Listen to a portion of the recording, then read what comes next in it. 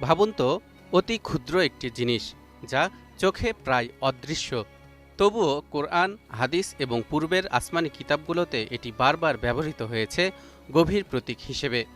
এটি হলো সরিষার দানা। কিন্তু কেন আল্লাহ ও তার রাসূলরা এই ক্ষুদ্র দানার উদাহরণ ব্যবহার করেছেন? আপনি কি জানেন এক ছোট সরিষার দানার ভেতর কতটা শক্তি লুকিয়ে থাকে? দর্শক, কোরআন, হাদিস এবং বৈজ্ঞানিক গবেষণা বিশ্লেষণ করে আজ আমরা দেখব কিভাবে এই ছোট্ট দানার মধ্যে লুকিয়ে আছে আল্লাহর ক্ষমতা, বিচার, ঈমানের শক্তি এবং মানবদেহের উপকারিতা।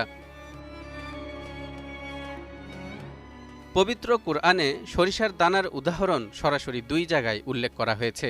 প্রথমটি সূরা আম্বিয়ার ৪৭ নম্বর আয়াতে।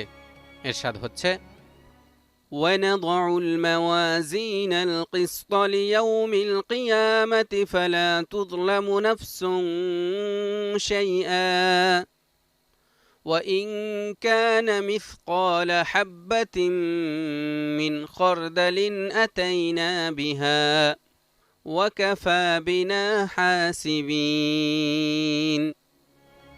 আমি কিয়ামতের দিন ন্যায় বিচারের মানদণ্ড স্থাপন করব, সুতরাং কারো প্রতি জুলুম করা হবে না। যদি কোনো আমল সরিষার দানা পরিমাণও হয়, আমি তা উপস্থিত করব এবং হিসাব গ্রহণের জন্যে আমিই যথেষ্ট। এই আয়াতে সরিষার দানা দিয়ে বোঝানো হয়েছে আল্লাহর বিচার কতটা সূক্ষ্ম। মানুষের চোখে তুচ্ছ কোনো কাজও আল্লাহর দৃষ্টিতে অদৃশ্য নয়।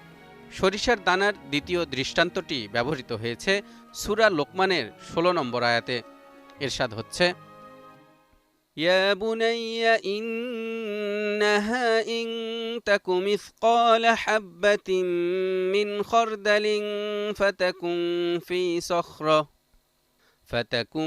ফি সখরাতিন আও ফিস সামাওয়াতি আও ফিল আরদি ইয়াতি বিহাল্লাহ ইন্নাল্লাহা লাতীফুন খবীর।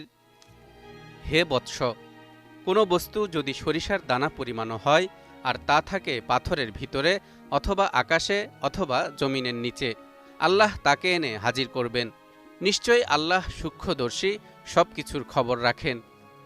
এখানে সরিষার দানা শুধু ছোট কাজ নয়, বরং লুকানো ইচ্ছা, হৃদয়ের ভেতর থাকা অনুভূতি, অদৃশ্যের গোপন রহস্য বোঝাচ্ছে। অর্থাৎ মানুষের অন্তরের গভীরতম অনুভূতি যদি কঠিন শিলার নিচেও চাপা পড়ে থাকে, তবুও আল্লাহ তা প্রকাশ করবেন। মূলত কোরআনুল কারিমে সরিষার দানার এমন উদাহরণ দেয়া হয়েছে